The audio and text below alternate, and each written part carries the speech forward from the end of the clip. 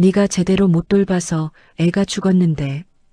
민석의 목소리가 빈소 안에 울려 퍼졌습니다. 너 같은 것도 엄마라고 이혼 서류야. 지금 당장 서명해. 민석이 차갑게 말했습니다. 지금 무슨 자리인데요? 민우가 저기. 은지가 떨리는 손으로 영정을 가리켰습니다. 민석이 이혼 서류를 은지의 무릎 위에 던졌습니다.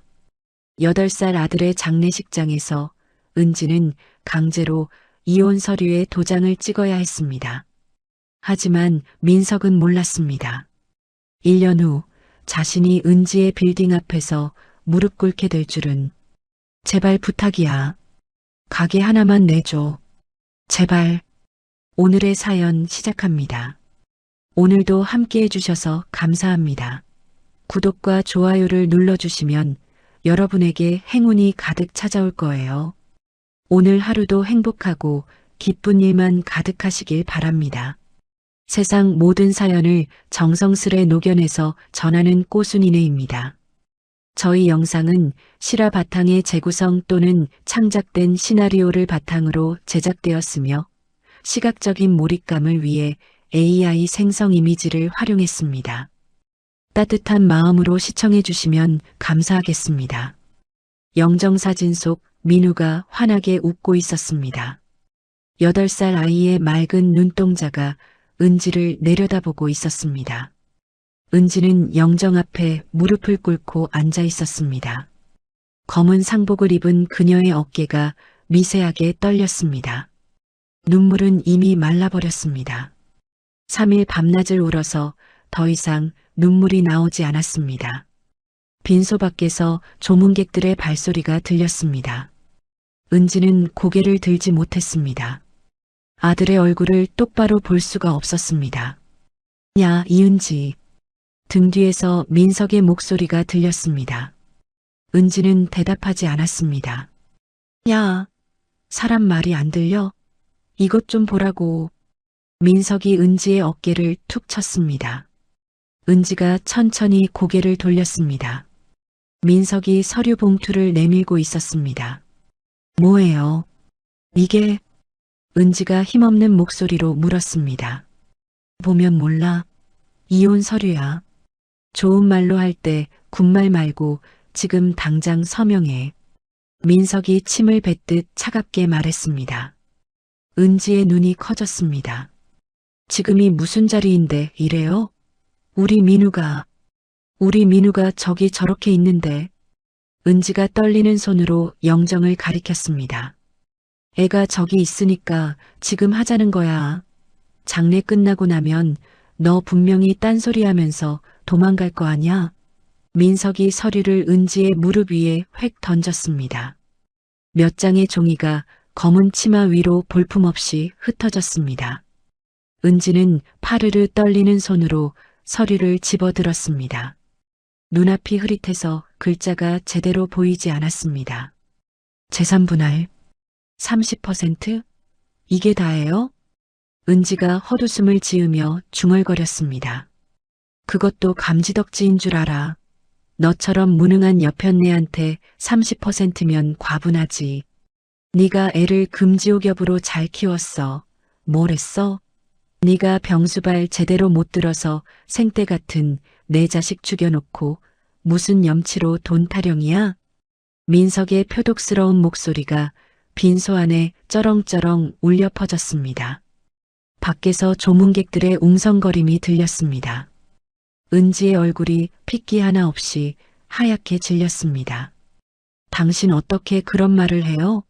내가 3년 동안 병원에서 먹고 자고 하면서 우리 민우 지켰는데, 당신은 술 먹고 밖으로 돌 때 내가 어떻게 지켰는데, 그렇게 지극정성인데 애가 왜 죽어? 결국 죽었잖아. 네가 재수가 없어서 애 기운까지 다 빨아먹은 거 아니냐고. 민석이 눈을 부라리며 소리를 질렀습니다. 빈소 밖의 소란이 더 커졌습니다. 조문객 몇 명이 혀를 차며 안을 들여다보았습니다. 여보, 제발. 조문객들 보잖아요. 제발 목소리 좀 낮춰요.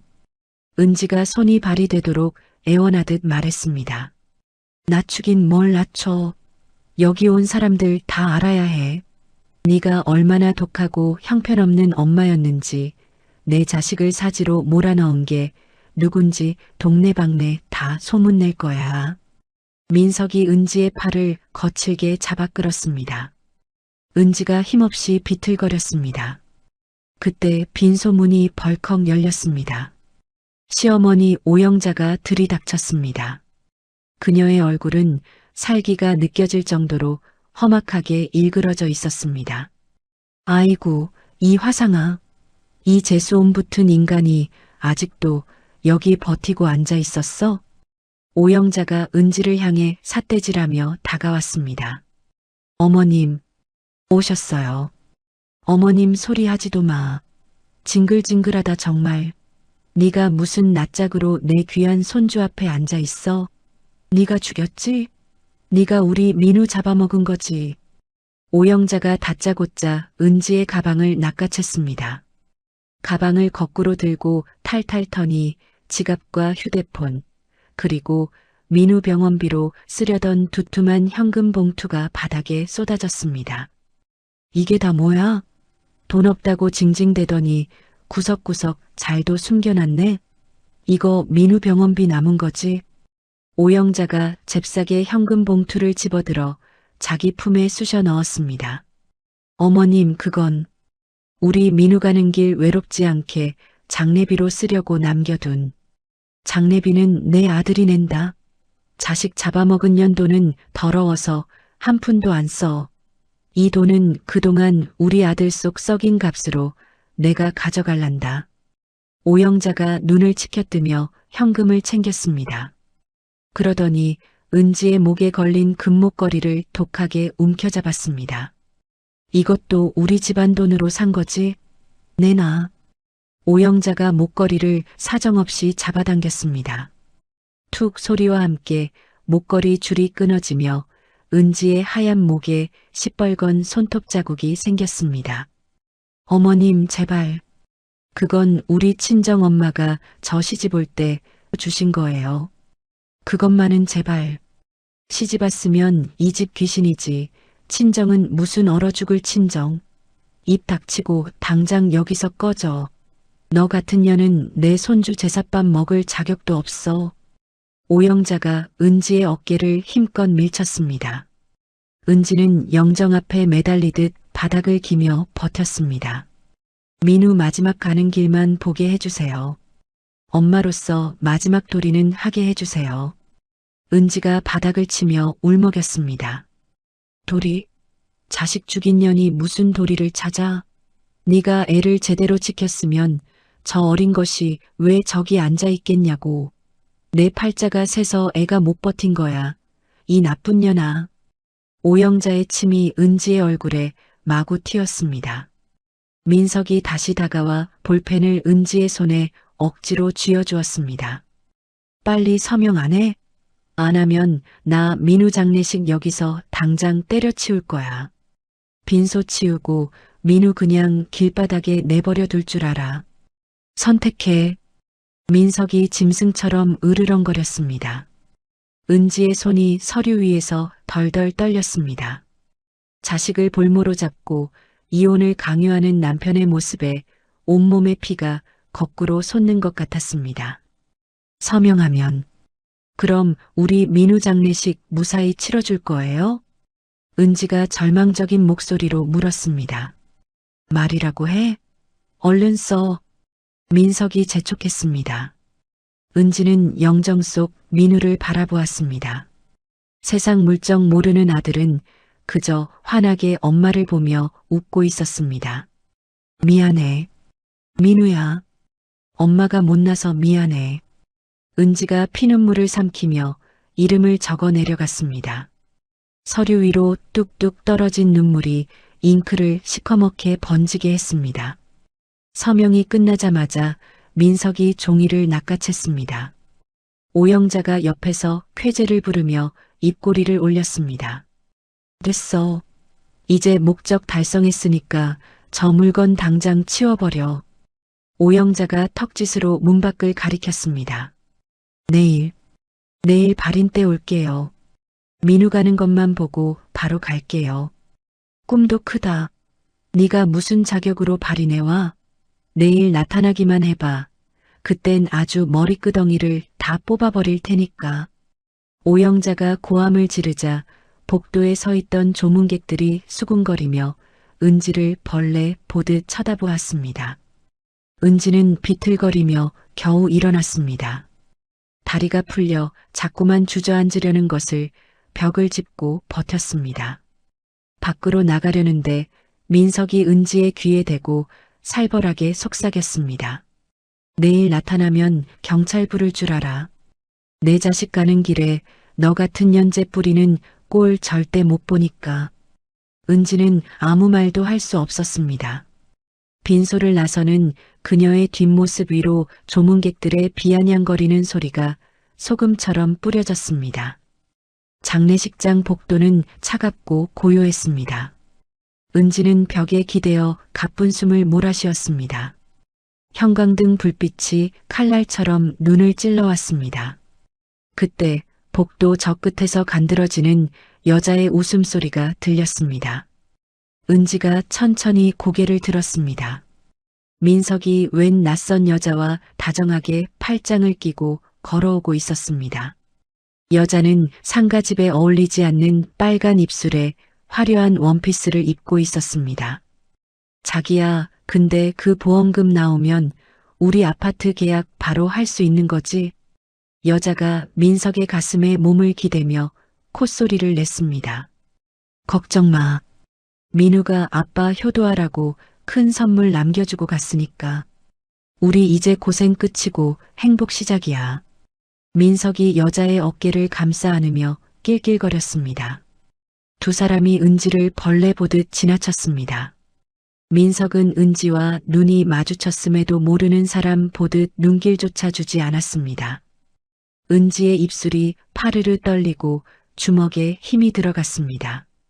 손톱이 살을 파고들어 피가 났지만 가슴이 찢어지는 고통에 비하면 아무것도 아니었습니다. 이틀 뒤 발인 날이었습니다. 은지는 새벽부터 장례식장 근처 담벼락 아래에서 쪼그리고 앉아 기다렸습니다. 검은 옷에 모자를 깊게 눌러 쓴 그녀를 아무도 알아보지 못했습니다. 이윽고 연구차가 빈소 앞에 멈춰 섰습니다. 은지는 숨을 죽이고 그 모습을 지켜보았습니다.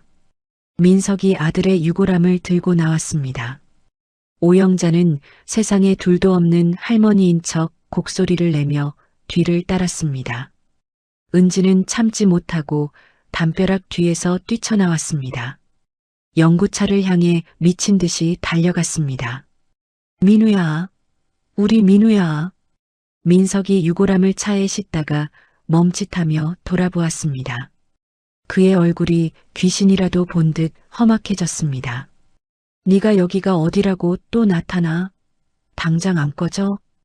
우리 민우 마지막으로 딱 한 번만 만져보게 해주세요. 제발이요. 은지가 유골함을 향해 손을 뻗자 민석이 그녀의 손을 매정하게 후려쳤습니다. 손대지 마. 내 손 닿으면 우리 민우 좋은데 못 가. 민석의 고함에 조문객들이 웅성거리며 은지를 에워쌌습니다. 제발 엄마가 안고 가게 해주세요. 우리 민우 겁이 많아서 혼자 못 가요. 은지가 바닥에 무릎을 꿇고 손이 발이 되도록 빌었습니다. 엄마, 자식 죽여놓고 보험금 탐내던 년이 무슨 엄마야. 너 한 번만 더 알랑거리면 확 묻어버린다. 민석이 은지의 어깨를 발로 밀쳤습니다. 은지가 뒤로 고꾸라지며 굴러떨어졌습니다.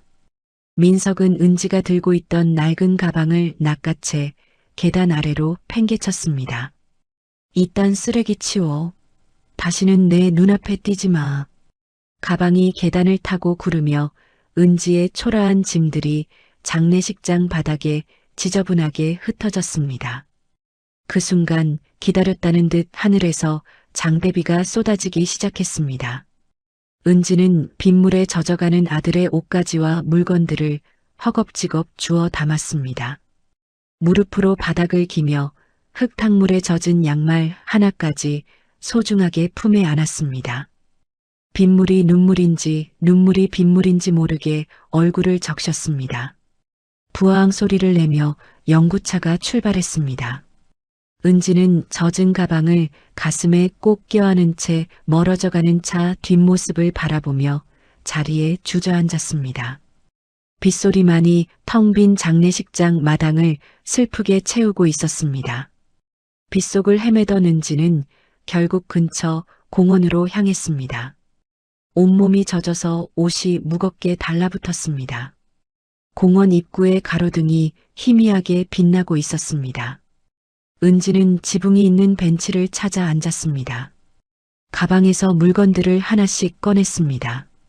젖은 휴지, 깨진 손거울, 그리고 민우의 편지가 나왔습니다. 편지 봉투가 물에 젖어 흐물거렸습니다. 은지는 조심스럽게 봉투를 열었습니다.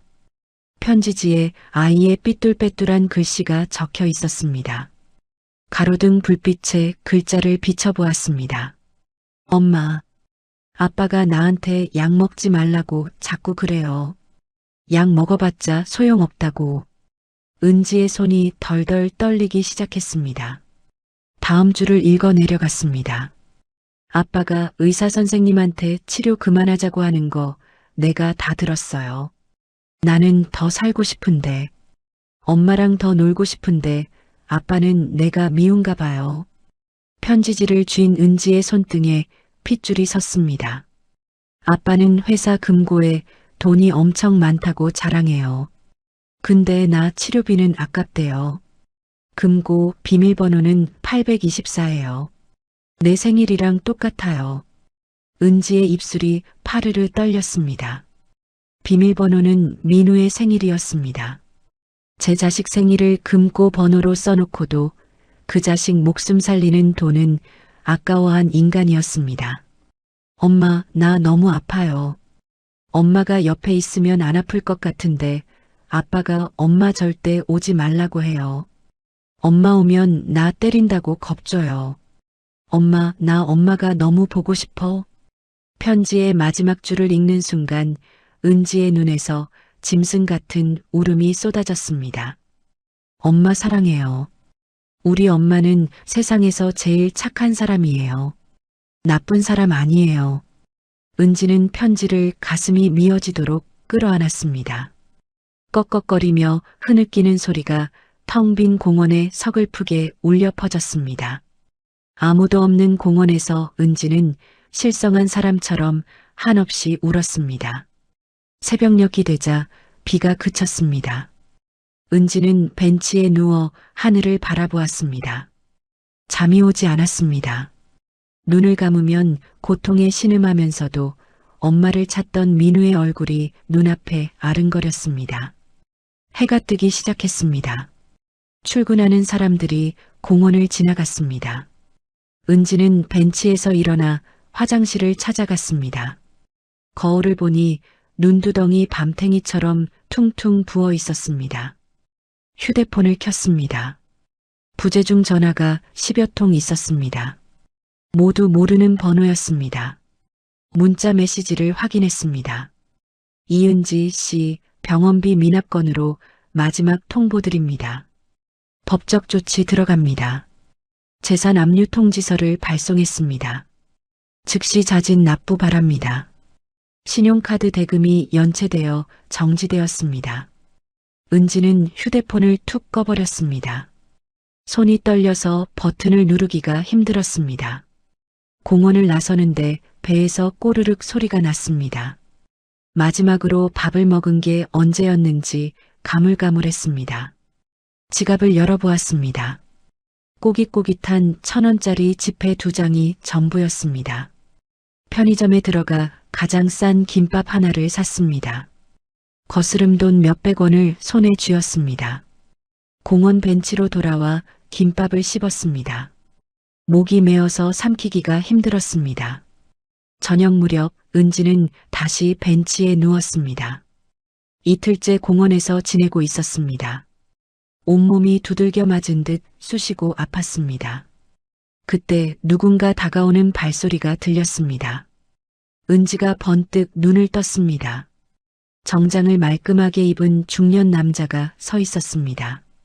이은지 씨 맞으시죠? 한참 찾았습니다. 남자가 공손하게 물었습니다. 은지는 경계하며 벤치에서 일어났습니다. 누구세요? 저 아세요? 제 명함입니다. 갑자기 찾아와 놀라게 해드려 죄송합니다. 남자가 명함을 내밀었습니다. 임성준, 하늘자산운용 대표라고 적혀 있었습니다. 자산운용? 그런 곳에서 저한테 무슨 일이세요? 저는 돈도 없고 빚밖에 없는 사람이에요. 은지가 잔뜩 가시를 세운 목소리로 물었습니다. 소아암 병동에서 뵌 적이 있습니다. 민우군 어머니시죠? 성준의 목소리가 따뜻하고 낮게 깔렸습니다. 은지는 그제야 남자의 얼굴을 찬찬히 살폈습니다. 병원 복도에서 딸아이를 유모차에 태우고 지나가던 그 사람이었습니다. 아, 그때 그분 찾기가 쉽지 않았습니다. 장례식장에서 쫓겨나셨다는 소식을 듣고 며칠 동안 이 근처를 샅샅이 뒤졌어요. 성준이 은지 옆에 조심스럽게 앉았습니다. 은지는 초라한 행색이 부끄러워 몸을 더 움츠렸습니다. 근데 저한테 무슨 하실 말씀이라도.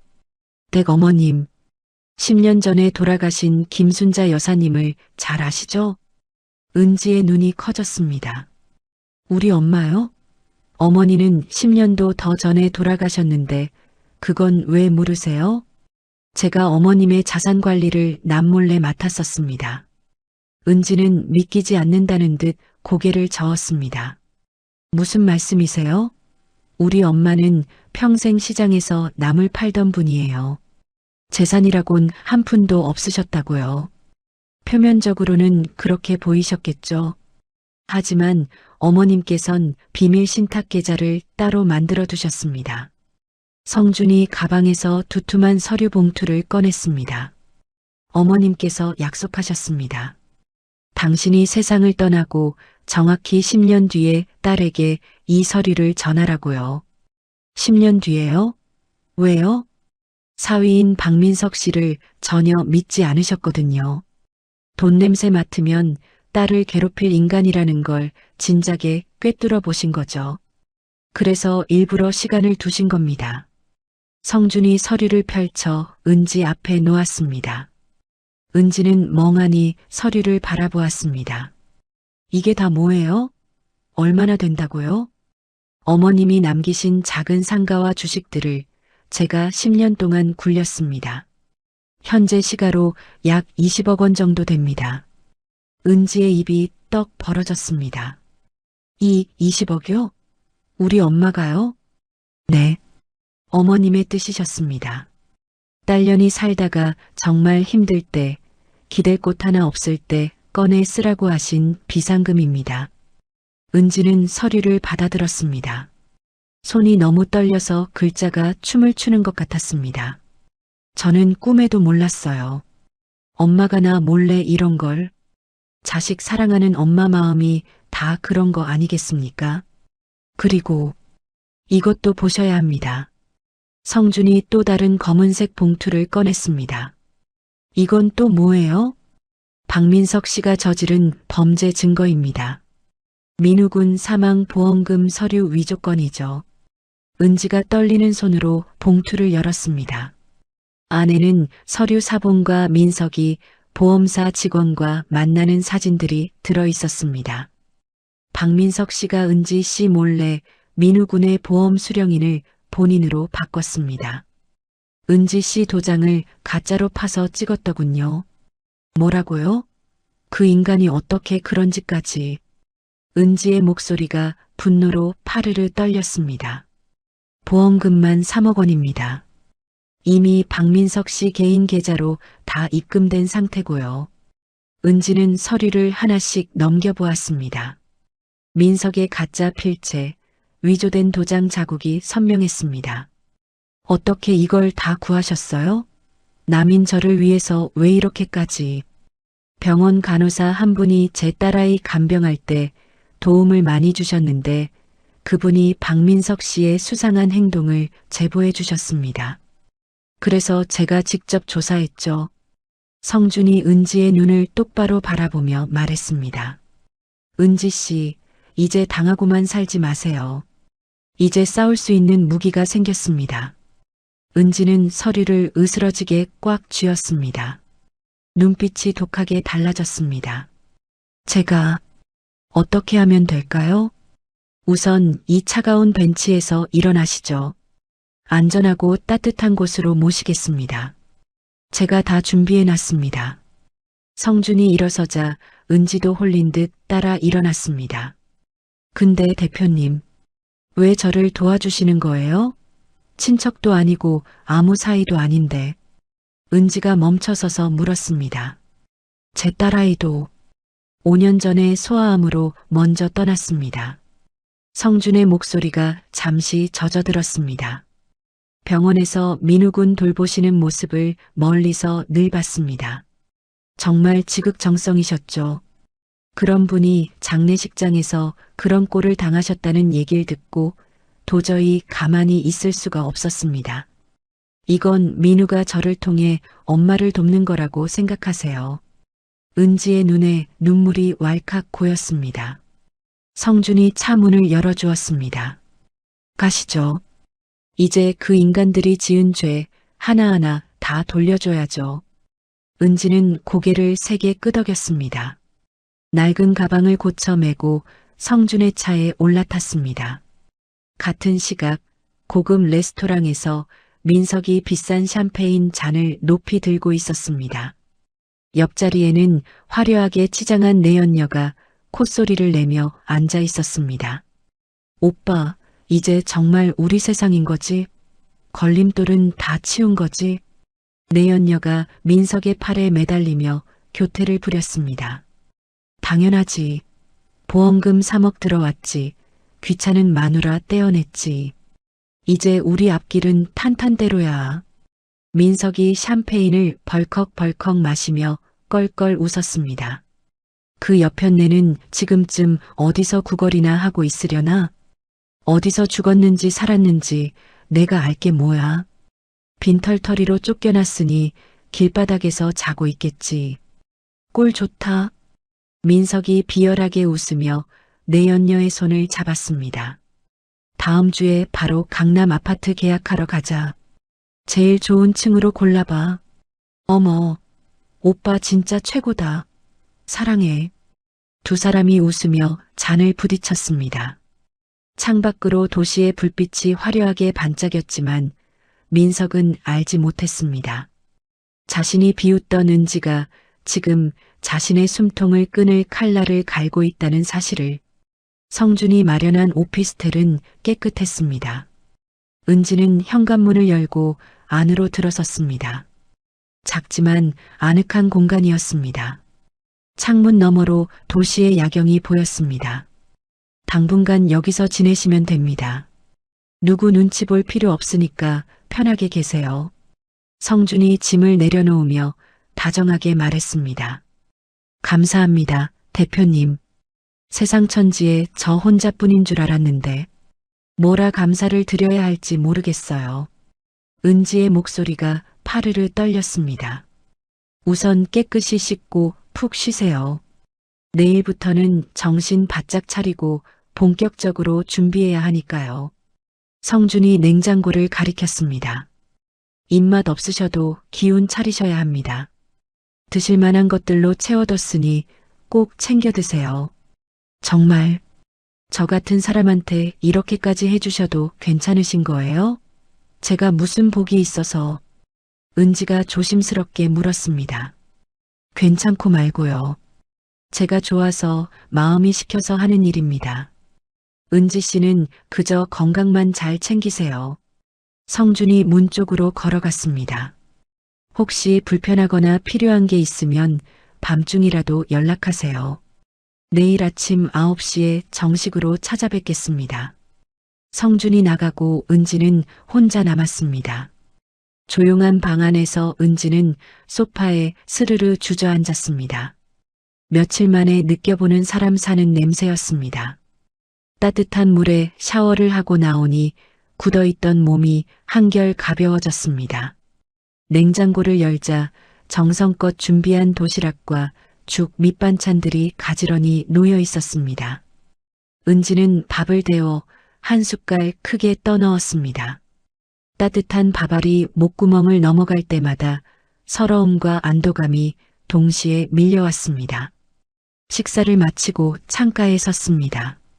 불빛들이 보석처럼 반짝이는 도시를 내려다보았습니다. 저 화려한 불빛 아래 어딘가에서 민석은 그 계집과 웃고 떠들고 있을 것입니다. 은지의 눈빛이 서늘한 칼날처럼 차가워졌습니다. 다음 날 아침 성준이 노트북과 가죽 가방을 들고 찾아왔습니다. 은지는 이미 단정하게 차림을 하고 그를 기다리고 있었습니다. 잘 주무셨습니까? 얼굴색이 어제보다 훨씬 좋아 보이시네요. 성준이 인사를 건네며 물었습니다. 네, 대표님 덕분에 아주 오랜만에 깊은 잠을 잤어요. 은지가 정성껏 차를 내왔습니다. 두 사람은 식탁에 마주 앉았습니다. 오늘부터는 박민석 그 인간이 가진 것들을 하나씩 파헤쳐 볼 겁니다. 적을 알아야 백전백승이니까요. 성준이 노트북을 켰습니다. 화면에 복잡한 표와 숫자들이 나타났습니다. 박민석 씨가 운영하는 대성정밀이라는 회사 말입니다. 겉보기엔 플라스틱 부품이나 찍어내는 평범한 중소기업 같죠? 네, 성실하게 일하는 줄로만 알았어요. 만날 돈 없다고 징징대길래 정말 힘든 줄 알았고요. 천만에요. 매출이 1년에 30억이 넘습니다. 그런데 장부가 아주 엉망진창이에요. 들어온 돈은 많은데 나간 돈은 더 많게 조작해놨어요. 성준이 화면의 한 부분을 빨간색으로 강조했습니다. 이것 보세요. 원자재를 산다고 돈은 엄청나게 썼는데 실제로 만든 물건은 그 반도 안 됩니다. 나머지는 다 어디로 갔을까요? 은지가 화면을 뚫어지게 들여다보았습니다. 설마 그 돈을 다 빼돌린 건가요? 맞습니다. 횡령이죠. 회사 돈을 자기 쌈짓돈처럼 개인 계좌로 야금야금 빼돌린 겁니다. 이 가명 계좌들을 보세요. 돈이 빠져나간 뒤에 꼭 박민석 씨 회사 근처 ATM기에서 현금으로 인출됐습니다. 꼬리가 길면 밟히는 법이죠. 은지는 화면 속의 숫자들을 보며 입술을 깨물었습니다. 10억이 넘는 돈이었습니다. 이 파렴치한 인간, 의 병원비 아깝다고 사정사정하게 만들더니 뒤로는 이렇게 돈 잔치를 하고 있었네요. 당장 고소할 수 있나요? 물론 고소도 가능합니다. 하지만 은지 씨, 법으로만 해결하려면 시간도 오래 걸리고 그 인간이 빠져나갈 구멍도 많아요. 더 확실하고 통쾌한 방법이 있습니다. 성준의 목소리가 낮고 차분해졌습니다. 무슨 방법인가요? 그 인간을 지옥으로 보낼 수만 있다면 뭐든 하겠어요. 박민석 씨 공장 부지 말입니다. 자기 땅이 아니라 임대해서 쓰고 있거든요. 그런데 마침 올해 말에 계약이 끝납니다. 이 땅 주인이 요즘 돈이 급해서 땅을 내놨어요. 은지의 눈이 번쩍 뜨였습니다. 그럼 설마 그 땅을 우리가 사버리는 건가요? 정확합니다. 어머니가 남기신 그 20억으로 이 땅을 사버리는 겁니다. 15억이면 충분히 가져올 수 있어요. 은지는 잠시 멍하니 있다가 무릎을 탁 쳤습니다. 땅 주인이 저라는 걸 알면 그 인간 자빠지겠네요. 당장 나가라고 하면 공장 기계들 다 고철덩어리 되는 거 아니에요? 그렇죠. 공장을 옮기려면 돈이 수억 원 깨질 거고 새로 들어갈 자리 찾는 것도 하늘의 별 따기입니다. 우리가 주인이 되면 임대료를 10배로 올리든 당장 짐 싸서 나가라고 하든 우리 마음입니다. 은지의 입가에 처음으로 서슬퍼런 미소가 번졌습니다. 좋아요. 당장 진행해 주세요. 그 인간 피눈물 흘리는 꼴, 제 눈으로 꼭 봐야겠어요. 알겠습니다. 우선 제 법인 명의로 조용히 사들릴게요. 은지 씨 이름은 나중에 결정적인 순간에 짠하고 보여줘야 제맛이니까요. 두 사람은 오전 내내 치밀하게 계획을 세웠습니다. 복수라는 목표가 생기자 은지의 가슴속에서 뜨거운 불덩이가 치밀어 올랐습니다.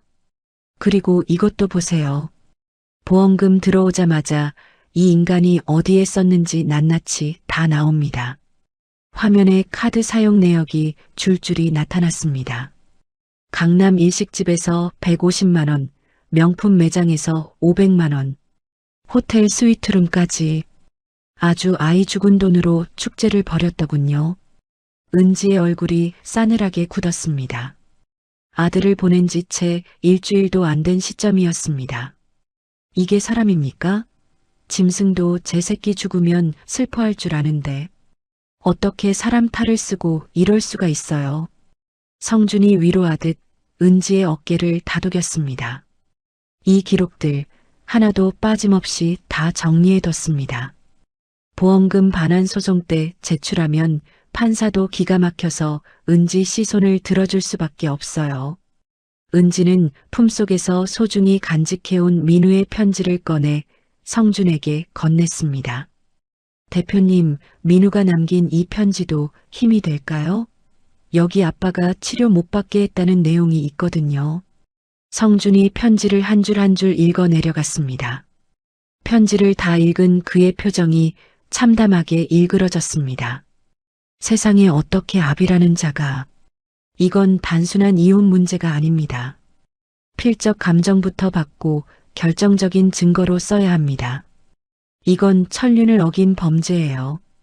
은지는 편지를 다시 받아 가슴에 꼭 댔습니다. 민우야, 엄마가 꼭 내 억울함 풀어줄게.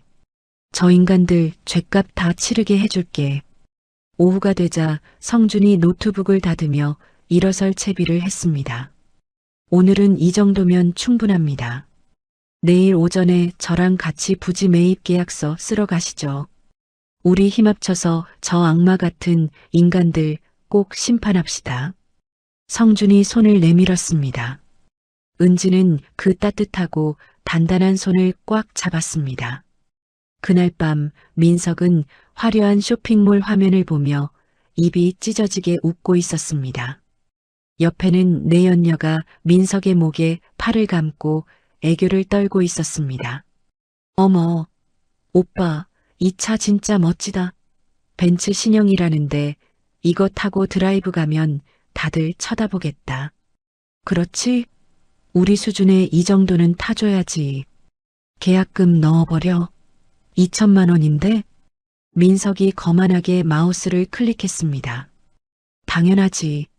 우리한테 보험금 3억이 공짜로 생겼는데 뭐가 걱정이야?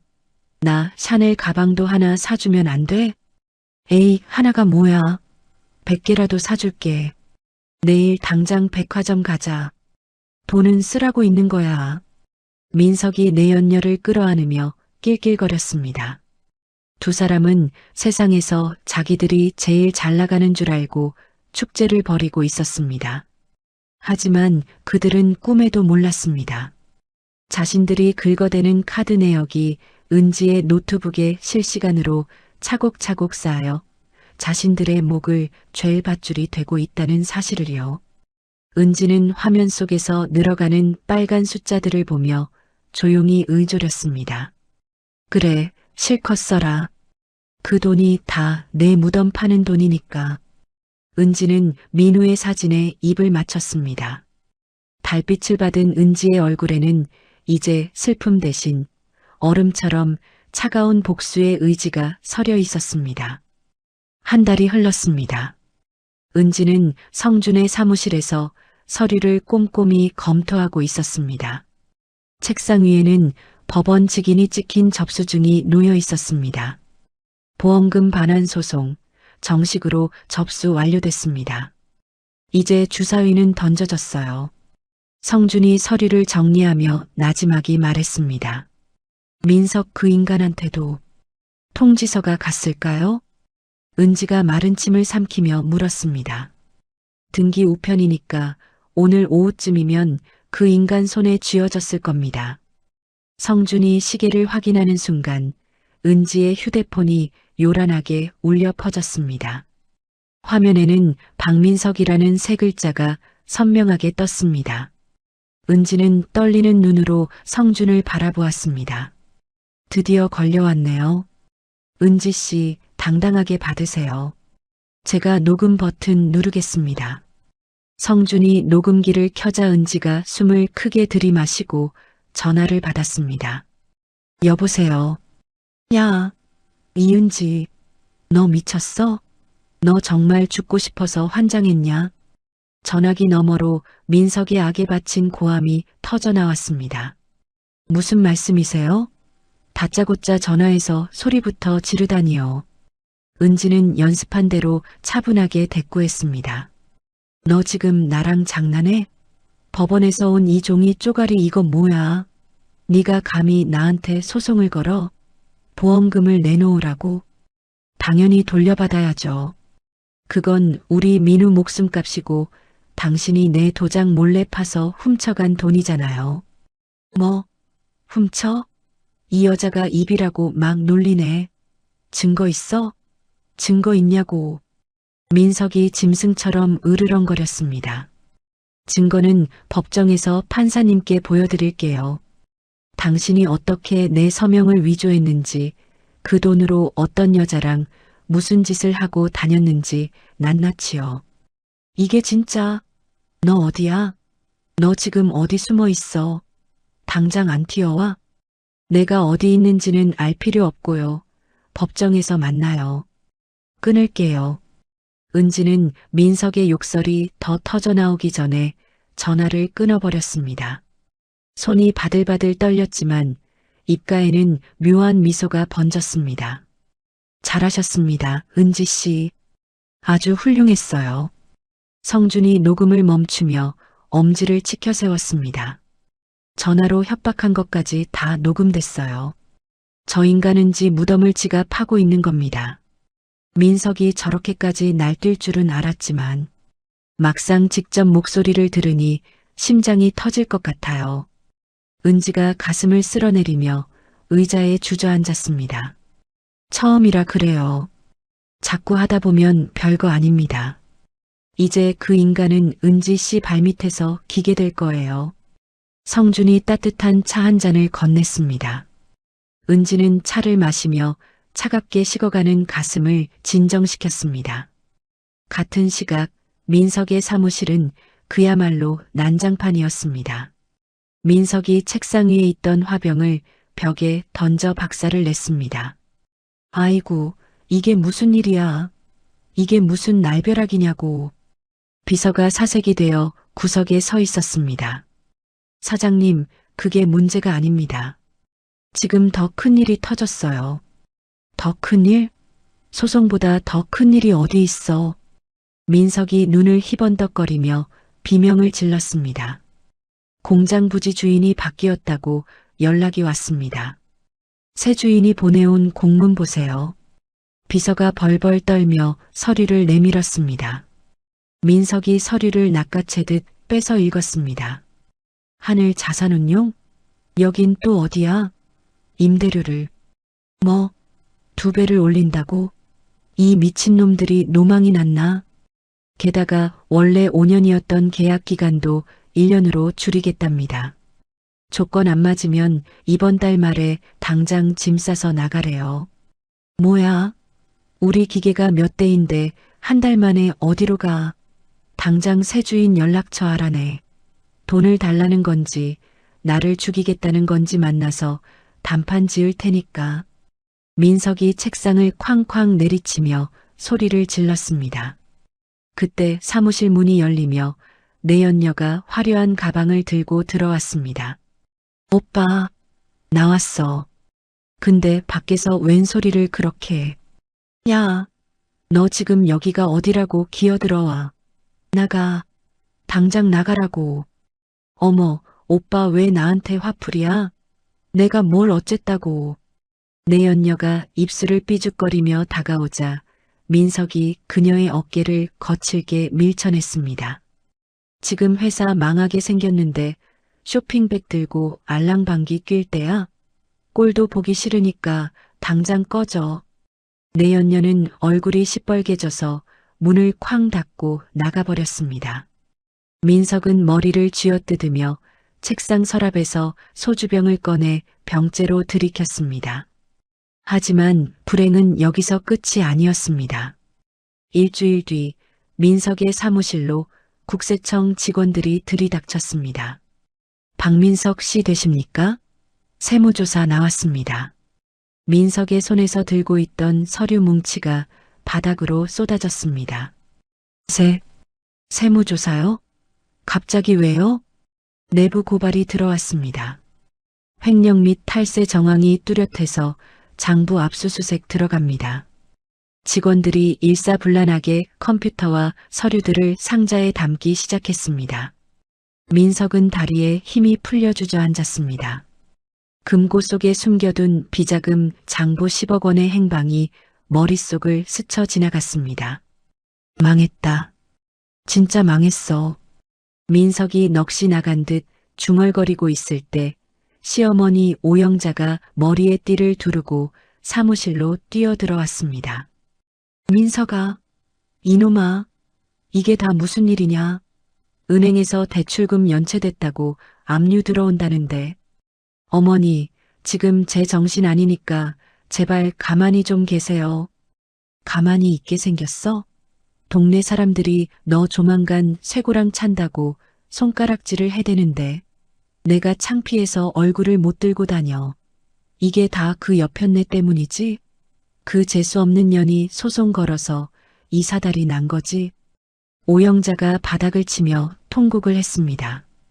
그 여자한테 당장 가서 빌어. 발가락이라도 핥으면서 소송 취하해달라고 하라고.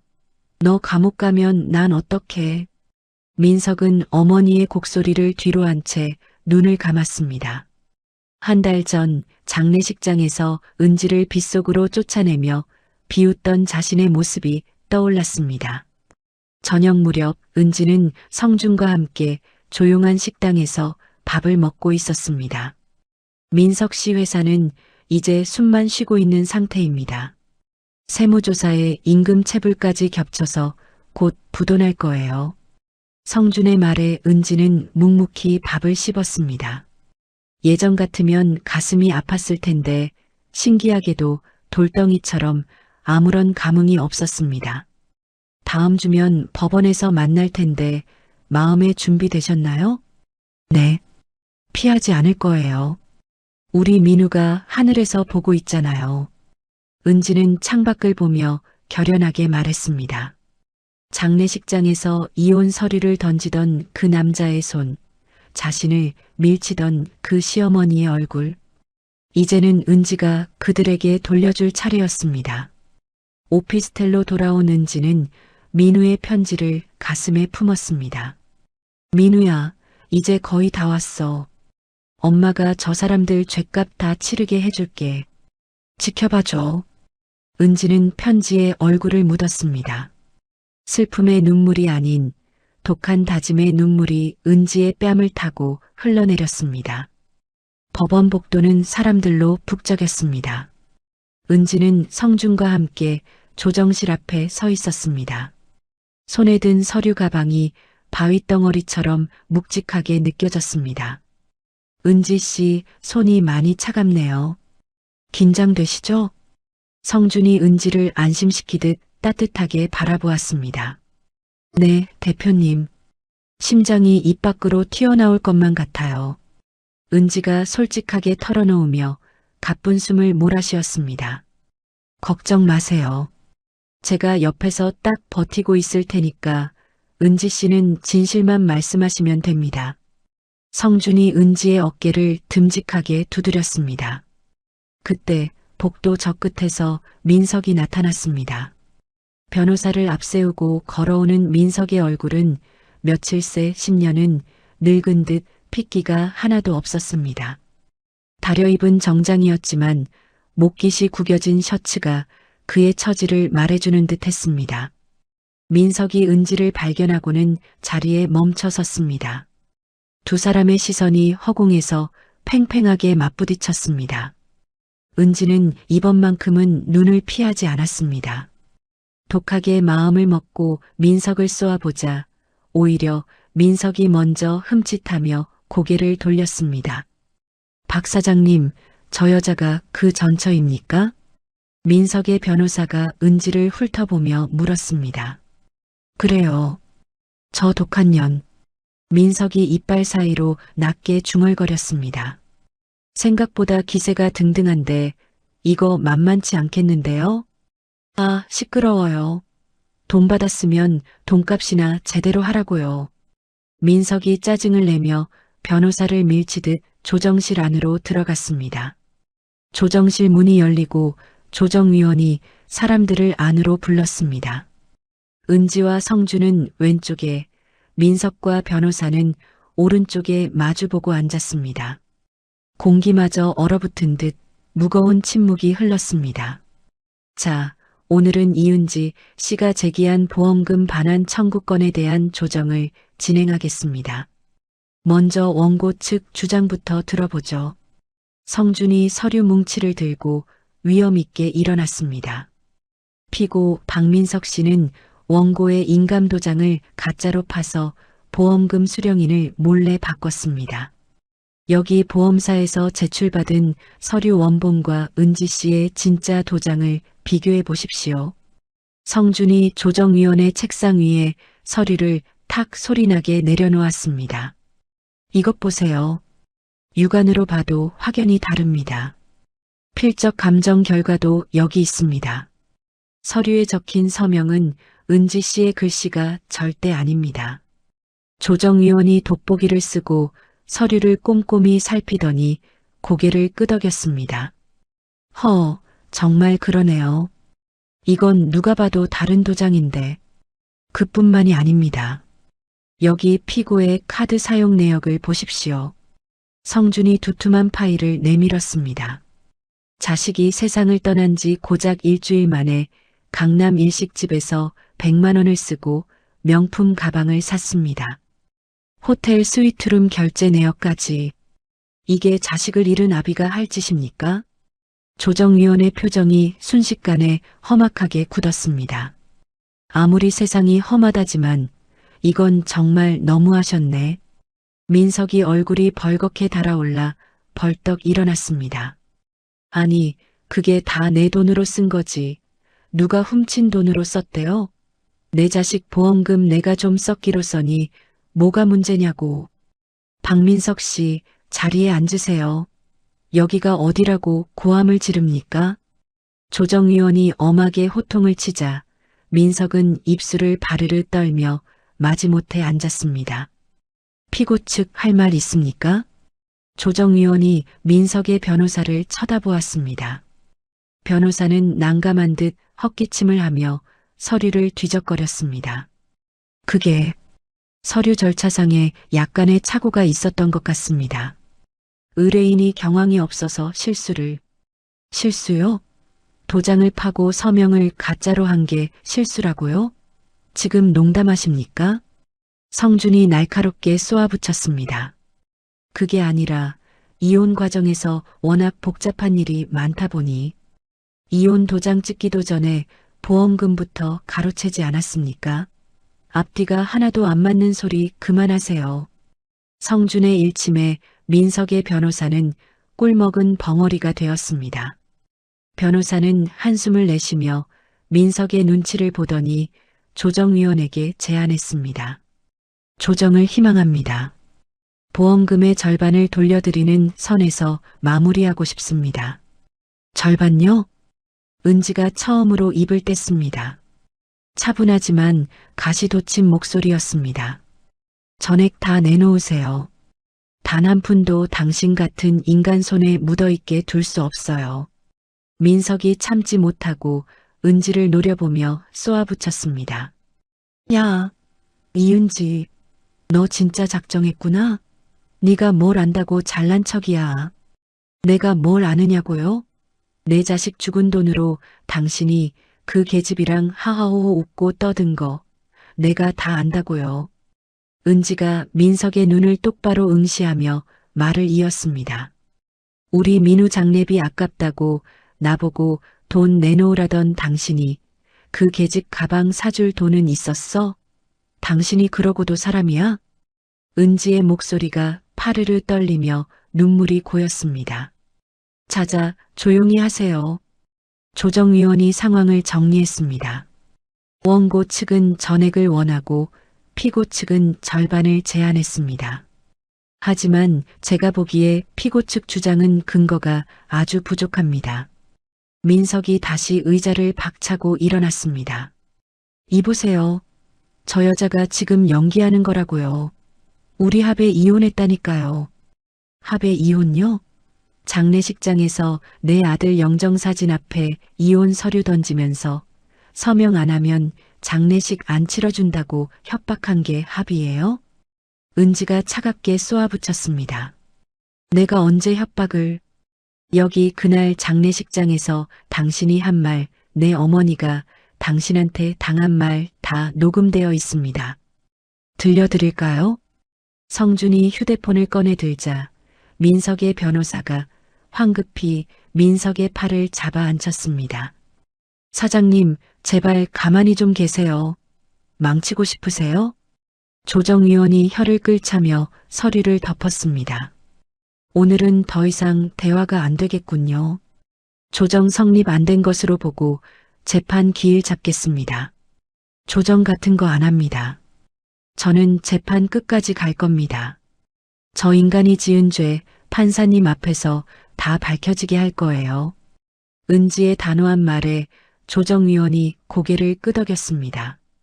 조정실 밖으로 나오자 민석이 은지의 팔을 거칠게 낚아챘습니다. 야, 너 잠깐 나 좀 봐. 이거 놓으세요. 어디서 손을 대. 은지가 힘껏 팔을 뿌리쳤습니다. 은지야, 제발. 우리 좋게 끝내자. 내가 사과할게. 응? 내가 미안하다.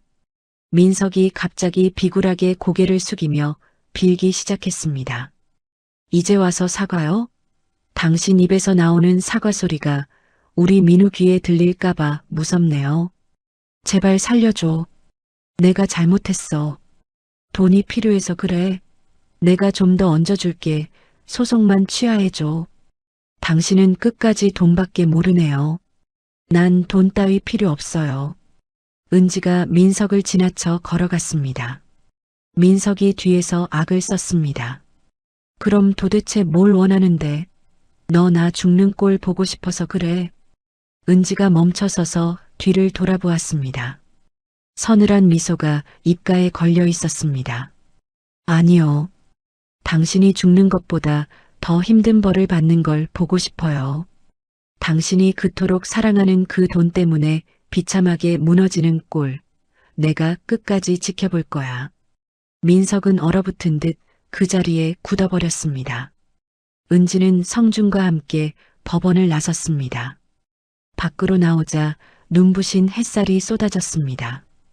은지는 눈을 감고 깊은 숨을 들이켰습니다.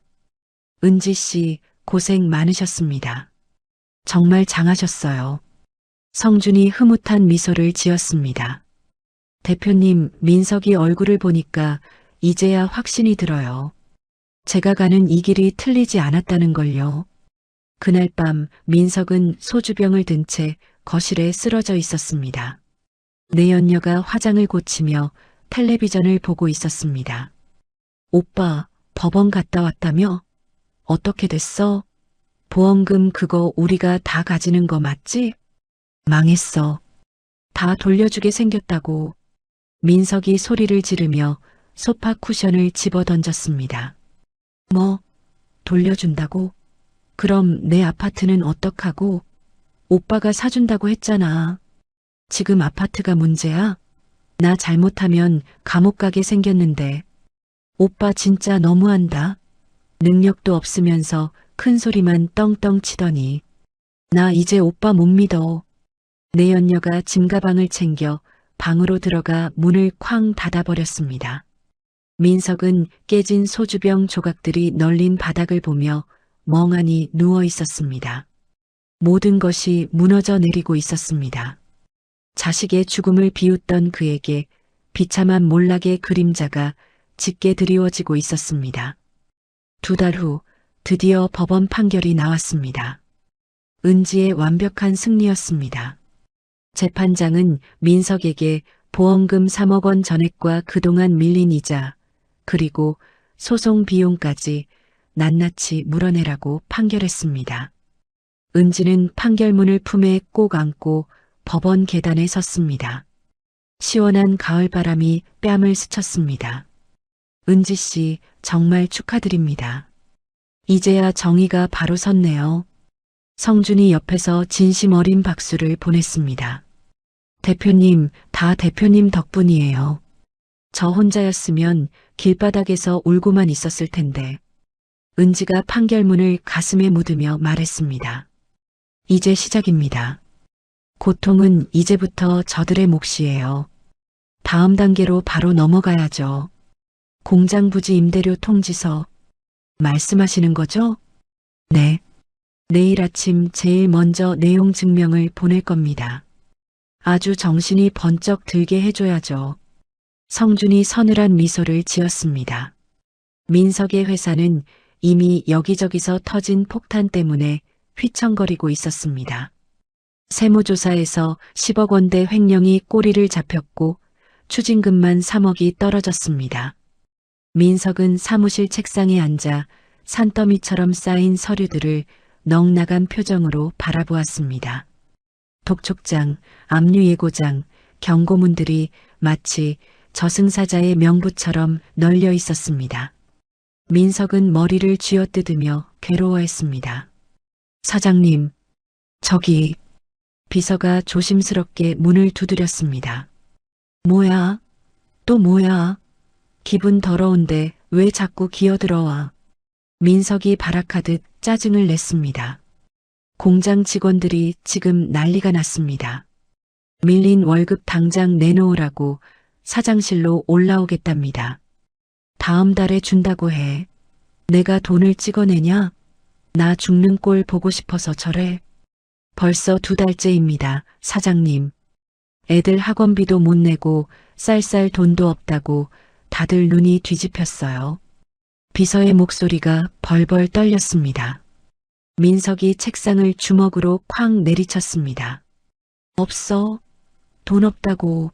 나도 지금 한강 가게 생겼는데 누가 누굴 챙겨. 당장 나가라고 해. 민석이 악을 쓰자 비서가 겁에 질려 도망치듯 나갔습니다. 민석이 블라인드 사이로 밖을 내다보니 직원들이 팻말을 들고 시위를 하고 있었습니다. 박민석은 각성하라. 우리 애들 굶어 죽는다. 월급을 지급하라. 구호 소리가 유리창을 뚫고 들어와 민석의 귀를 때렸습니다. 민석은 귀를 막으며 소파에 주저앉았습니다. 그때 휴대폰이 울렸습니다. 민석의 변호사였습니다. 여보세요. 변호사님, 어떻게 됐어요? 뭐 좀 방법이 없어요? 민석 씨, 지금 그게 문제가 아닙니다. 이은지 씨 쪽에서 강제 집행 신청했습니다. 지금 당장 통장 압류 들어갑니다. 뭐요? 압류? 아니, 장례식 때 그렇게 순하던 여편니가 왜 이렇게 독하게 굴어? 빨리 돈 빼두라고 했잖아요. 이제 제 손 떠났습니다.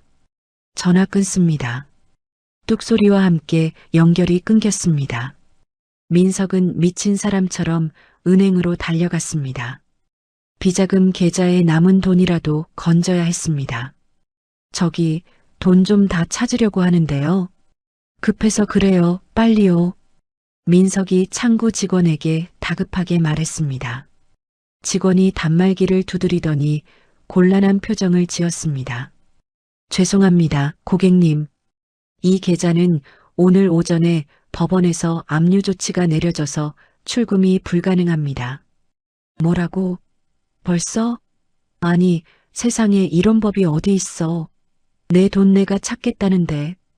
민석은 은행 로비에서 소리를 지르다 경비원들에게 끌려 나왔습니다. 차 안에 앉아 핸들을 미친 듯이 때리며 울분을 토했습니다. 이은지, 이 독한 년, 나를 아주 말려 죽이려고 작정을 했구나. 집에 도착하니 이번에는 내연녀가 거실 가득 짐을 싸놓고 기다리고 있었습니다. 야, 너 지금 뭐 하는 거야? 이 짐들은 다 뭐냐고. 보면 몰라. 나 짐 싸는 거야. 오빠랑은 오늘로 끝이야. 내연녀가 립스틱을 바르며 콧방귀를 꼈습니다. 뭐, 끝? 너 미쳤어? 내가 너한테 쏟아부은 돈이 얼마인데. 돈? 오빠 이제 알거지잖아. 세무조사에 압류해. 나까지 길바닥에 나앉으라는 거야? 나 아직 젊어. 오빠 같은 퇴물하고 인생 망칠 순 없지. 내연녀가 캐리어를 덜컹거리며 현관으로 향했습니다. 야, 김지연. 너 이럴 수 있어? 내가 우리 민우 보험금까지 너 가방 사주는데 썼는데 누가 사달래? 지가 좋아서 사줘놓고 왜 난리야? 자식 목숨값으로 바람 피운 오빠가 제일 나빠. 잘 먹고 잘 살아라. 내연녀는 뒤도 안 돌아보고 문을 쾅 닫고 나가버렸습니다. 민석은 텅 빈 집 거실에 무릎을 꿇고 주저앉았습니다. 일주일 후 설상가상으로 공장 부지 소유주로부터 통지서가 날아왔습니다. 임대료를 2배로 올리겠다는 내용이었습니다. 민석은 눈동자가 뒤집혀 성준의 사무실로 쳐들어갔습니다. 나 대성정밀 박민석이야. 대표 좀 만나자고. 죄송합니다. 약속 없으시면 면담 안 됩니다. 비서가 차갑게 막아섰습니다. 이봐, 임대료가 2배라니 이게 말이 돼? 나 길거리로 나앉으라는 거야? 대표님께선 이미 서류로 말씀하셨습니다. 협상 의사 없으시니 법대로 하라고요. 민석은 보안 요원들에게 질질 끌려 엘리베이터에 태워졌습니다. 거울 속에 비친 자신의 모습은 추레하기 짝이 없었습니다. 수염은 덥수룩하고 눈은 휑하게 파여 있었습니다. 차 안에서 급전이라도 빌려보려고 여기저기 전화를 돌렸습니다. 박 사장, 우리 사이에 미안하게 됐네. 형편 안 좋은 거 소문 다 났는데 누가 빌려주겠어? 10군데 넘게 전화를 돌렸지만 모두 퇴짜를 맞았습니다. 민석은 휴대폰을 바닥에 내동댕이 치고 핸들에 이마를 박은 채 엉엉 울었습니다. 그날 저녁 시어머니 오영자가 술에 취해 누워있는 민석을 찾아왔습니다. 아이고 민석아, 이게 다 무슨 꼴이냐? 우리 살던 집까지 경매 넘어간다는데 이제 어디서 자냐? 어머니 그냥 가세요. 나 죽겠으니까 제발 조용히 좀 하라고요. 이 자식이 어디다 대고 소리야. 야 이놈아, 내 자존심이 밥 먹여주냐? 당장 은지 찾아가서 빌어. 발가락이라도 핥으면서 빌라고. 싫어. 내가 그년 앞에 어떻게 무릎을 꿇어. 그럼 우리 다 같이 굶어 죽자는 거야? 나라도 갈란다. 오영자가 씩씩거리며 은지의 오피스텔로 쳐들어갔습니다. 초인종을 누르자 은지가 문을 열어주었습니다. 은지의 차가운 얼굴을 보자 오영자는 다짜고짜 은지의 손을 잡았습니다. 은지야, 내 새끼야. 내가 다 잘못했다. 무슨 일이세요, 어머님? 여긴 왜 오셨어요? 은지가 매정하게 손을 뿌리쳤습니다. 민석이가 지금 죽게 생겼어. 세무조사에 압류해. 애가 아주 해골이 됐어. 제발 소송 좀 취하해주면 안 되겠니? 우리가 잘못했다. 응? 오영자가 복도 바닥에 털썩 주저앉아 무릎을 꿇으려 했습니다. 이제 와서 그런 말씀하시면 안 되죠. 장례식장에서 저한테 하신 짓들 벌써 잊으셨어요? 내가 노망이 났었나 봐. 은지야, 네가 마음이 넓잖아. 한 번만 살려줘라. 제 아들 영정 앞에서 이혼 서류 던지던 당신 아들, 제 목걸이 뜯어내던 어머님. 그 모습이 아직도 눈에 선해요. 우리 민우 마지막 인사도 못하게 하셨잖아요. 은지의 목소리가 떨리며 서러움이 터져 나왔습니다. 미안해, 정말 미안해. 내가 빌게, 응? 아니요. 용서 같은 거 안 해요. 미안하다고 하면 우리 민우가 살아 돌아오나요? 다시는 찾아오지 마세요. 다음엔 경찰 부를 거예요. 은지는 문을 꽝 닫아버렸습니다. 오영자는 닫힌 문을 두드리며 소리를 질러댔습니다. 야, 이 독한 년아, 너도 똑같이 당할 줄 알아. 네가 사람이야?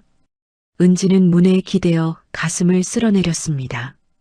손이 덜덜 떨렸지만 마음 한구석에서는 묘한 승리감이 느껴졌습니다. 은지는 민우의 사진을 보며 조용히 웃었습니다. 민우야, 엄마 잘했지? 저 사람들, 이제 시작이야. 1년이 흘렀습니다. 은지는 강남 한복판, 하늘을 찌를 듯 솟아있는 빌딩 앞에 서 있었습니다. 눈부신 햇살을 받아 반짝이는 5층짜리 건물이 당당하게 은지를 맞이하고 있었습니다.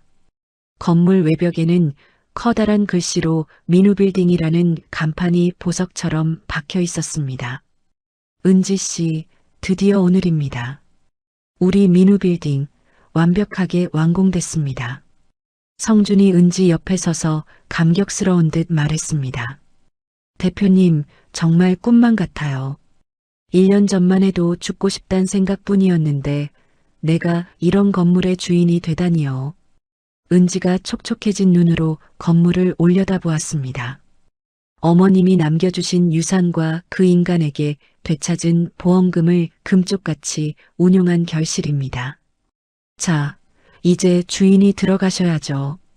성준이 묵직한 빌딩 열쇠 뭉치를 은지에게 건넸습니다.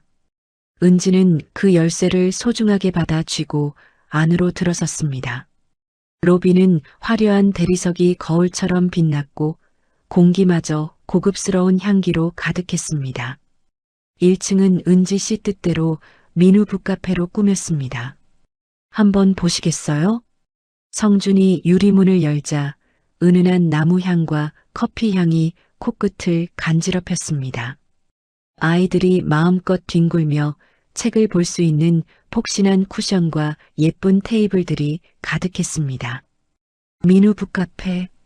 우리 민우가 책 읽는 걸 참 좋아했는데 아픈 아이들이 여기 와서 잠시라도 병 고통 잊고 웃었으면 좋겠어요. 은지는 민우 북카페라는 글자를 손으로 정성스레 쓰다듬었습니다. 2층부터 4층까지는 이미 임대가 꽉 찼습니다. 주변보다 월세를 조금 낮췄더니 착한 사장님들이 줄을 서서 들어왔어요. 그리고 여기 5층은 바로 엘리베이터가 5층에서 땡소리를 내며 멈췄습니다. 문이 열리자 드넓은 사무실과 강남 시내가 한눈에 내려다 보이는 커다란 통유리창이 나타났습니다. 은지 씨 사무실입니다. 이제 당당한 회장님 소리 들으셔도 됩니다. 어머나 세상에, 여기가 정말 내 사무실이라고요? 세상에나. 은지는 창가로 달려가 발밑에 펼쳐진 도시를 내려다보았습니다. 1년 전엔 빗속에서 쫓겨나 공원 벤치에서 울고 있었는데 하늘이 도우셨네요. 정말 하늘이 도우셨어. 이제부턴 꽃길만 걸으세요. 제가 이 빌딩 관리인으로 딱 붙어서 은지 씨 평생 지켜드릴 테니까요. 성준의 진심 어린 말에 은지는 그의 손을 꽉 잡았습니다. 두 사람은 서로를 바라보며 승리의 미소를 지었습니다. 한편 민석은 강남의 화려함과는 정반대인 허름한 쪽방촌에서 하루하루를 비참하게 버티고 있었습니다. 곰팡이가 핀 벽지 아래서 퉁퉁 부른 라면으로 끼니를 때우는 게 일상이었습니다. 회사는 공중분해됐고 살던 집까지 경매로 넘어가 이제 그에겐 낡은 이불 한 채가 전부였습니다. 그때 낡은 문이 부서져라 쾅쾅 울렸습니다. 박민석, 안에 있는 거 다 알아. 당장 문 안 열어? 오늘 이자 안 갚으면 내 다리 하나는 내놓아야 할 거야. 사채업자의 험악한 고함에 민석은 숨도 크게 못 쉬고 이불을 뒤집어 썼습니다. 심장이 터질 듯이 뛰었습니다. 한참 뒤에야 발소리가 멀어지자 민석은 땀범벅이 된 얼굴로 이불을 걷어차고 일어났습니다. 200만 원. 이 돈을 어디서 구해? 정말 죽겠네, 죽겠어. 민석은 머리를 쥐어뜯다가 침대 밑에 굴러다니던 낡은 신문을 펼쳤습니다. 구인 광고란에 적힌 일용직 모집이라는 글자가 눈에 들어왔습니다.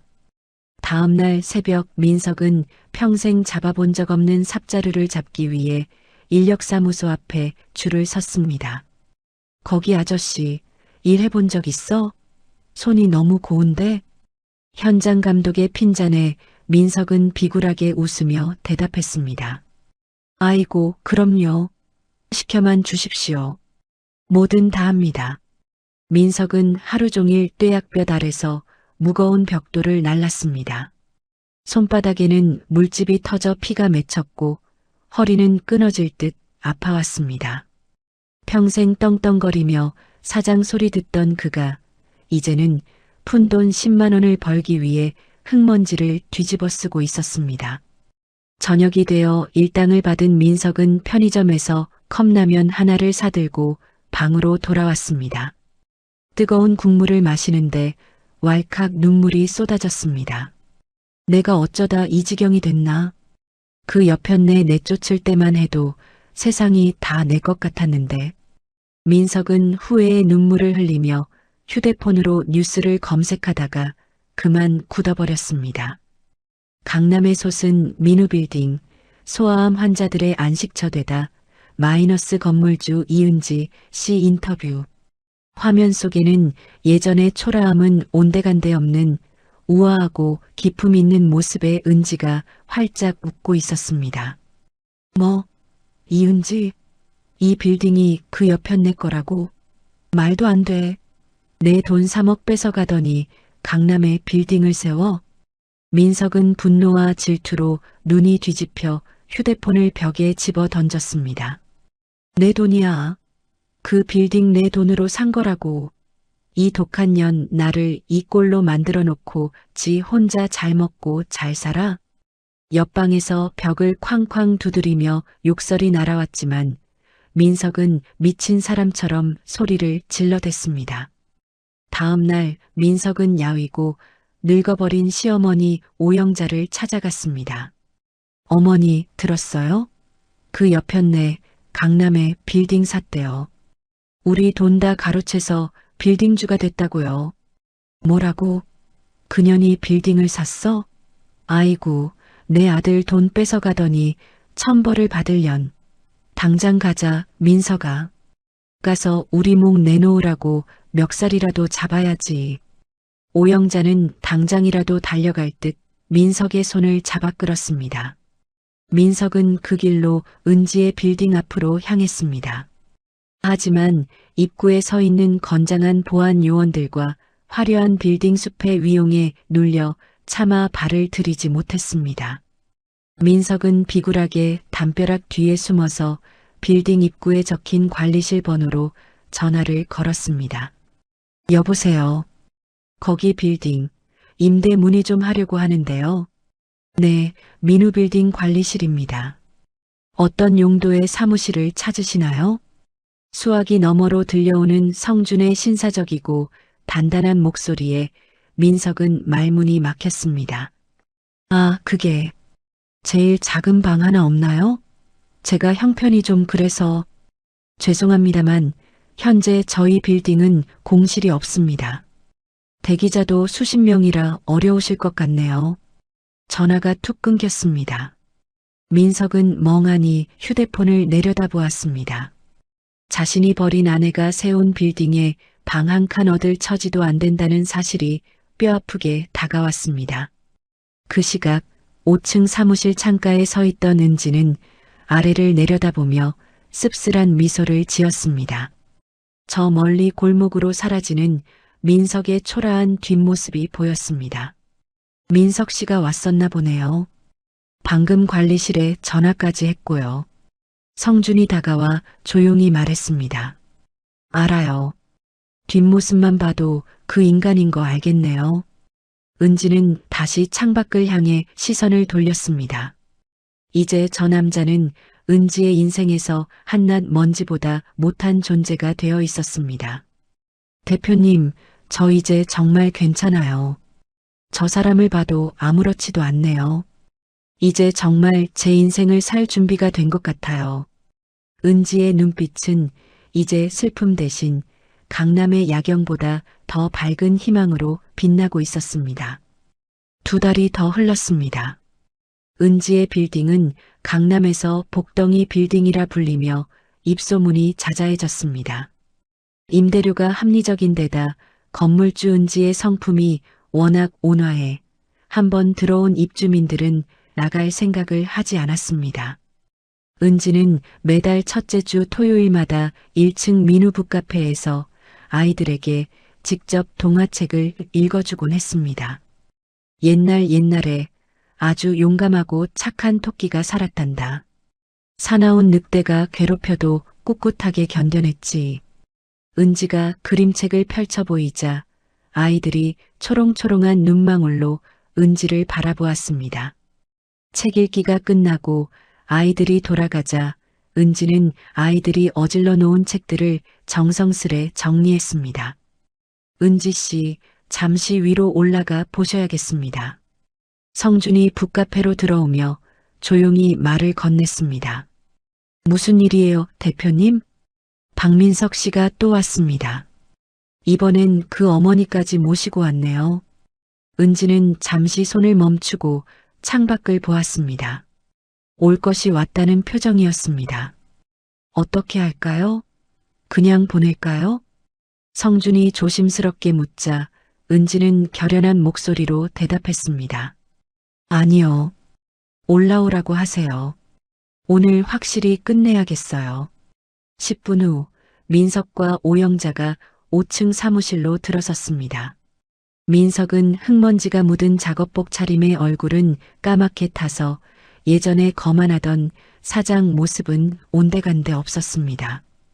오영자는 뼈만 남은 손으로 민석의 팔을 붙잡고 부들부들 떨고 있었습니다. 앉으세요. 여긴 무슨 일로 오셨나요? 은지가 차분하게 소파를 가리켰습니다. 두 사람은 가시방석에 앉은 듯 엉덩이를 붙였습니다. 은지야, 우리가 면목이 없다. 하지만 네가 우리 좀 살려줘야겠다. 오영자가 비굴하게 두 손을 모아 비비며 말을 뗐습니다. 여기 1층 구석이라도 좋으니 가게 하나만 내다오. 우리 아들 기술은 좋잖니? 붕어빵이라도 구워 팔게 해주면 안 되겠니? 죄송하지만 어머님, 보시다시피 저희 빌딩은 빈자리가 하나도 없습니다. 은지가 서류를 넘기며 단호하게 대답했습니다. 그럼 자리 나면 우리한테 제일 먼저 주면 되잖니? 예정을 봐서라도. 대기자만 수십 명입니다. 순서대로 해야죠. 제가 법대로 하는 걸 참 좋아하거든요. 은지의 흔들림 없는 태도에 민석이 갑자기 바닥으로 내려와 무릎을 꿇었습니다. 은지야, 내가 죽을 죄를 지었다. 내가 미쳤었어. 민우한테도 너한테도 짐승보다 못한 짓을 했어. 민석이 바닥에 이마를 쾅쾅 찌으며 통곡했습니다. 이제 와서 그게 다 무슨 소용인가요? 당신 입에서 나오는 그 사과, 우리 민우가 들을까봐 겁나요? 제발 은지야. 나 사채업자들한테 쫓겨서 정말 죽게 생겼어. 한 번만, 딱 한 번만 살려줘. 당신이 장례식장에서 이혼 서류 던지며 나 밀칠 때, 내가 빗속에서 우리 민우 유골함 안고 빌 때, 그때 당신은 내 사정 단 한 번이라도 봐줬나요? 은지의 목소리가 파르르 떨리며 서러움이 맺혔습니다. 민석은 입이 10개라도 할 말이 없어 고개를 숙였습니다. 대표님, 손님들 모시고 나가주세요. 더 이상 볼 일 없습니다. 은지가 벨을 누르자 보안 요원들이 들어왔습니다. 그러자 가만히 있던 오영자가 갑자기 눈을 치켜뜨며 은지에게 달려들려 했습니다. 이 나쁜 년, 네가 우리 재산 다 뺏어가고 이제 우릴 길거리로 내쫓아? 네가 그러고도 사람이야? 성준이 재빨리 오영자를 막아섰습니다. 어머님, 진정하세요. 이건 다 당신들이 자초한 일입니다. 비켜. 저 여편네 머리끄덩이라도 잡아야겠어. 네가 우리 아들 돈으로 호강하는 꼴 내 눈에 흙이 들어가도 못 봐. 오영자가 발악을 하며 고함을 질렀지만 보안 요원들이 두 사람을 양팔로 붙잡아 끌어냈습니다. 사무실에는 다시 고요한 평화가 찾아왔습니다. 은지는 창가로 걸어가 멀어지는 두 사람의 뒷모습을 지켜보았습니다. 민석이 비틀거리며 어머니를 부축하고 골목 끝으로 사라지는 것을 보고 나서야 은지는 깊은 한숨을 내뱉었습니다. 이제 정말 끝났네요. 내 마음속의 지옥도 저 사람들과의 악연도 고생 많으셨습니다. 은지 씨. 이제 정말 은지 씨만을 위한 인생을 사세요. 성준이 은지의 어깨를 따뜻하게 감싸주었습니다. 그날 저녁 은지는 민우의 납골당을 찾았습니다. 화사한 꽃바구니를 유골함 앞에 내려놓았습니다. 민우야, 엄마가 왔어. 엄마가 다 끝냈다. 내 아빠도 할머니도 자기들이 지은 죄값 다 치르며 살게 해줬어. 은지의 눈에서 맑은 눈물이 흘렀습니다. 하지만 이번 눈물은 슬픔이 아니라 치유의 눈물이었습니다. 이제 엄마 마음이 참 편해. 내 덕분에 엄마가 이렇게 강해질 수 있었어. 고마워, 민우야. 엄마 아들로 태어나줘서 정말 고맙다. 은지는 유골함 유리에 이마를 맞대고 한참을 흐느꼈습니다. 납골당을 나오니 밤하늘의 별들이 민우의 눈동자처럼 반짝이고 있었습니다. 3년 뒤, 은지는 이제 머리가 희끗희끗한 할머니가 되었지만 얼굴에는 세상을 다 품은 듯한 평화로운 미소가 가득했습니다. 민우 빌딩은 소아암 환자 가족들의 따뜻한 안식처로 전국적인 명소가 되었습니다. 은지는 민우 장학재단을 설립해 수많은 아이의 목숨을 살리는 천사가 되었습니다. 성주는 여전히 은지의 곁에서 든든한 동반자가 되어주었습니다.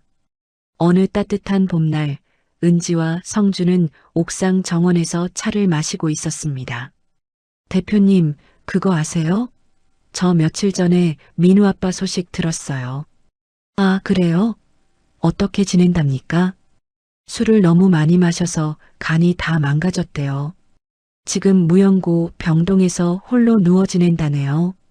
성준이 은지의 얼굴을 살피며 조심스럽게 물었습니다. 용서하실 건가요? 은지는 찻잔을 내려놓고 멀리 지평선을 바라보았습니다. 용서요. 이미 제 마음속에서는 했어요. 미움도 힘이 있어야 하는 건데 이제 미워할 힘조차 아깝거든요. 하지만 다시 보고 싶지는 않아요. 용서한다는 것과 다시 엮이는 건 다른 문제니까요. 현명하십니다. 은지 씨답네요. 두 사람은 나란히 서서 붉게 물드는 노을을 바라보았습니다. 봄바람이 은지의 하얀 머리카락을 부드럽게 쓰다듬고 지나갔습니다. 민우야, 엄마 이제 정말 행복해.